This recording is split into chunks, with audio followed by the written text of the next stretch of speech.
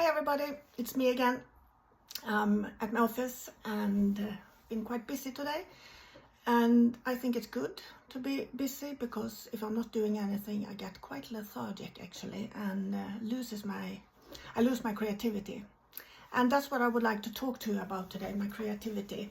And as many of you know, I work as a spirit artist, and for you who doesn't know what that is, it more or less means that when I'm connecting to the spirit world and bring forward your mom, your dad, your grandma, whoever, I also are drawing a picture of them, how they looked when they was alive.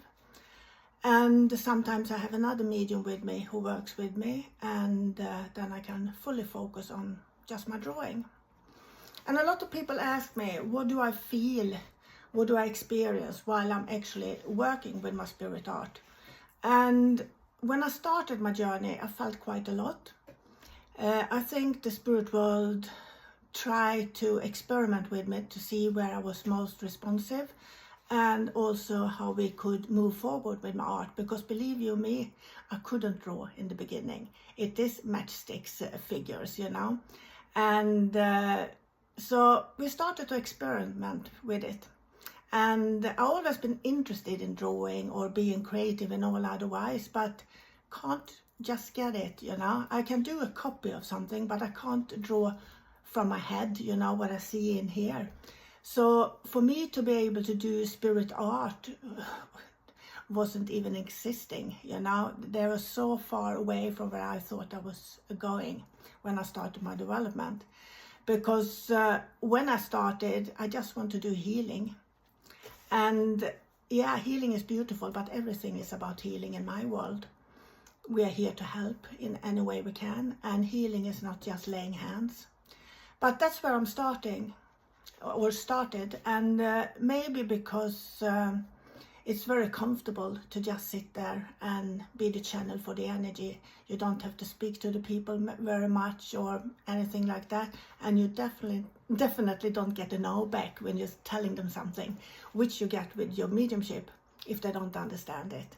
So healing was very, very nice, beautiful, and I thought that's it, that's what I'm gonna do. But when I started, I also took some private sittings with some mediums. And everybody of them told me that color would be important for you, Mia. Color will be very important for you. Color will be important for you. And I couldn't get it whatsoever. The only color I liked at that time was the blue. I had blue jeans and blue tops, you know. Everything went in blue, maybe a little bit of black. So I didn't get it whatsoever. But then me and my ex-husband, we was traveling to England to the Art of Finlay College. And the International Spiritualist Federation had a gathering there that year. And I was lucky enough to see 3 different spirit artists working that week. So I could see 3 different styles, and one of them was drawing an orograph for me. And I thought it was absolutely amazing, so beautiful. And also it was good information about who I was and how things is working around me and so on. And when I left from that place after that week, I thought, now I know what I'm gonna do. Now I know what they mean when color is gonna be important for you. So I started to do orographs, and this is a long, very long story, very short now. And but I did some orographs, and was doing that for some years. And after a while, I started to draw an eye, and then come another eye. Then I had a eye, nose, and mouth. And suddenly, people came into my orograph, so to speak. I was drawing human beings. And it was not that I was looking for a likeness or anything, because for me it was just a symbol of someone being there for them from the other side. And that could be a guide, or it could be someone relative.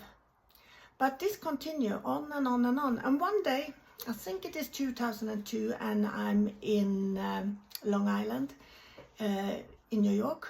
And we are supposed to go to Canada for another gathering with the ISF.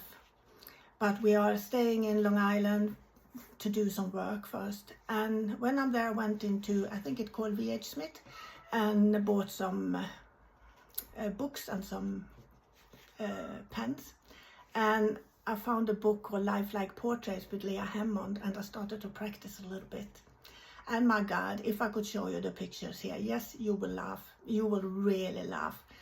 But I'm practicing and I'm practicing, and one day when I'm sitting at the table drawing a young man, I just have that strong feeling that this is a young man who died in a car accident, and a little bit more information. So I thought, okay, maybe, if it's not my mind.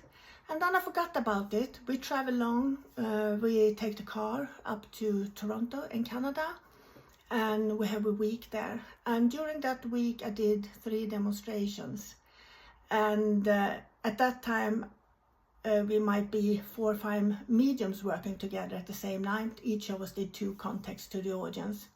And while the other mediums was working, I was actually doing my autographs. And when it was my turn to work, I brought in the contact from the spirit world, and then I showed them my autograph, and I did a little psychic reading towards the end, why I've been drawing what I've been drawing. And every time I done my job, my ex-husband said, aren't you going to show them your portrait? Oh no, I said, I'm not going to do that. Next demonstration, same thing. Are you going to show them the portrait? Oh no, I'm not going to do that. Third demonstration, I do the same thing. But on my way back to sit down, I hear myself saying, and I've done a portrait. Oh shit, you know. And I know it was pure inspiration, you know, because you can't take it back when it's coming out of your mouth. So I had to show them my first portrait. And I was so nervous. And the paper I've been drawing the portrait with was not more than sorry for all the scribbles here, more than an A4 paper like this.